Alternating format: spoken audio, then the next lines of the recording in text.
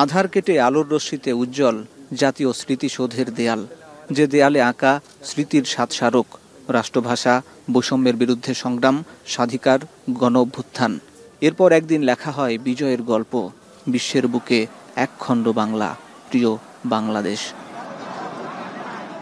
৫৪তম বিজয়ের সকালে শহীদদের স্মরণে জাতীয় স্মৃতিসৌধে ফুলেল শ্রদ্ধা জানান রাষ্ট্রপতি মোহাম্মদ শাহাবুদ্দিন।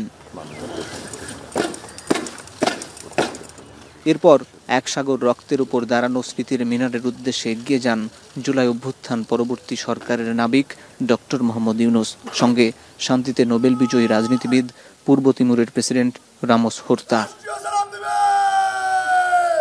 স্বাধীনতা সংগ্রামে শহীদদের ত্যাগের কৃতজ্ঞতা স্বরূপ তারা স্মৃতির মিনারের বেদিতে পুষ্পস্তবক অর্পণ করেন।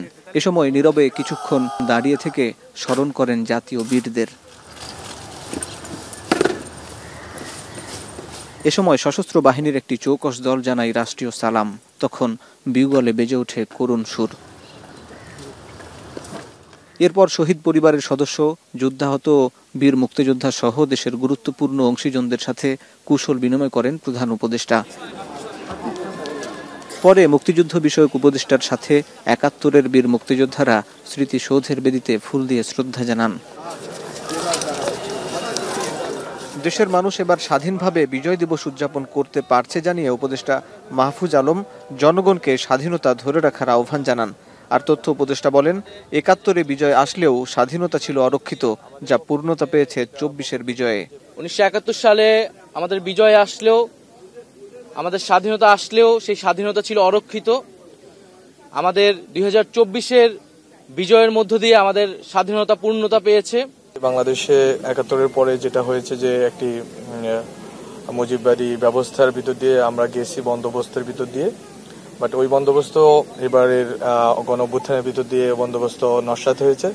আমরা আশা করি যে যেই বন্দোবস্তের কারণে বাংলাদেশ এতদিন পদানত রয়েছিল এবং বাংলাদেশের মানুষ গণতন্ত্র এবং বাক স্বাধীনতা থেকে শুরু করে স্বাভাবিক মৌলিক মানবাধিকারগুলো পায়নি, সেই ব্যবস্থার রদবদল হবে এবং বাংলাদেশের জনগণ সত্যিকার অর্থে স্বাধীনতা পাবে এবং এই স্বাধীনতা তারা রক্ষা করবে। পরে উন্মুক্ত করে দেয়া হয় স্মৃতিসৌধের ফটক। জাতির শ্রেষ্ঠ সন্তানদের শ্রদ্ধা জানাতে ঢল নামে নানা শ্রেণী পেশার মানুষের। ঢাকা আরিচা মহাসড়কের পাশে এই ৮৪ একর জায়গা জুড়ে ১০টি গণকবর, যে কবরে শুয়ে আছেন পাকিস্তানি সেনাবাহিনীর গুলিতে নিহত অসংখ্য বীর বাঙালি, যারা স্বাধীনতার জন্য লড়াই করতে গিয়েছিলেন। ৭১-এর পরেও বৈষম্যহীন বাংলাদেশের কথা বলতে গিয়ে কর্তৃত্ববাদী শাসকদের দ্বারা গুম, খুন কিংবা নির্বিচারে হত্যার শিকার হয়েছেন অসংখ্য মানুষ, যার জ্বলজ্বলে উদাহরণ ২৪-এর গণঅভ্যুত্থান।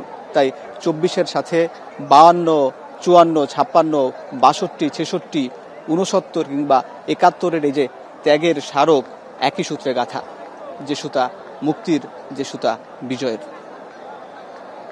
জাতীয় স্মৃতিসৌধ থেকে হাসিব বিল্লাহ, এখন, ঢাকা।